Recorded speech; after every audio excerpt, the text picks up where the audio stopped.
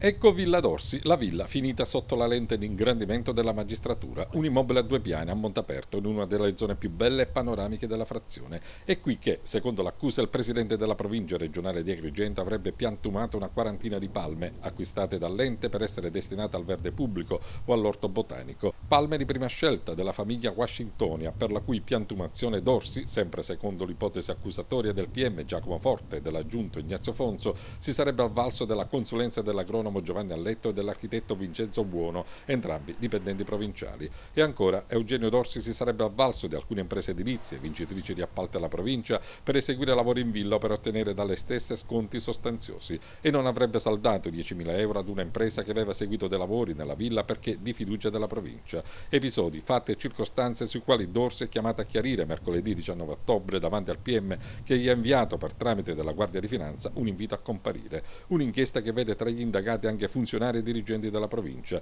che rispondono a vario titolo di varie ipotesi di reato, in tutto 14 persone: Ignazio Gennaro, Antonino Amato, Paolo Muratore, Giuseppina Miccichè, Giuseppe Montanalampo, Antonia Giglione, Antonino Graci, Gaetano Gucciardo, Giuseppe Monreale, Anna Capizzi, Bernardo Barone, Stefano Manno Zagarella e Piero Amel. E la vicenda D'Orsi è anche al centro delle reazioni politiche. Nello Amel d'Italia dei Valori chiede a D'Orsi di chiarire la sua posizione, ma allo stesso tempo, non potendo attendere prevedibili tempi lunghi del percorso giudiziario, lo invita a dimettersi. Da parte sua, Giuseppe Arnone del PD invita D'Orsi a scegliere se difendersi da semplice cittadino, anche con il silenzio, e in questo caso però deve dimettersi, o se vuol continuare a fare politica, convochi i giornalisti e fornisca tutti i chiarimenti possibili. Ritengo D'Orsi un uomo coraggioso, conclude Arnone, e sono certo che sceglierà la seconda ipotesi.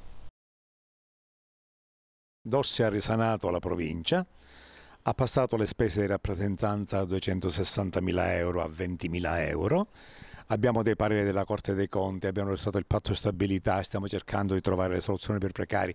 C'è qualcosa che dà fastidio, perché sicuramente abbiamo toccato qualche nervo della serie Chi c'è mia. La Corte di Miracoli ha chiuso i battenti, non c'è più, si lavora semplicemente per gli interessi della provincia. Probabilmente questo ha leso qualche interesse consolidato, cosa che assolutamente noi non apprezziamo. Il problema vero è che il presidente D'Orsi, oltre ad avere la sovranità della politica e della giunta, viene colpito nella sua dignità, nella sua personalità, nella sua famiglia, nel suo ruolo di educatore. Non è assolutamente pensabile o ammissibile. Dopo gli attentati, dopo gli incendi alla casa paterna, dopo gli agguati per i figli e così via, questa volta si muove in qualche modo la magistratura. Noi ovviamente siamo molto fiduciosi, sapendo sempre che poi, insomma, in definitiva le carte parlano. Si parla di palmizi, qualcosa come 50 euro, voglio dire, infatti lui passa la mattina sera del tempo quali palmizi comprare per risparmiare. Se ne farà una ragione, quel segnale che mando a tutta la cittadinanza, a tutta la provincia, in nome per conto del Presidente, peraltro, che noi condividiamo le sue tesi, le sue impostazioni e che non ci ritireremo, che la politica andrà avanti, il Presidente Orsi non si arrende, anzi queste prove, a mio parere, lo rafforzeranno e quindi andremo sicuramente a tutelare sempre gli interessi degli ultimi di questa provincia.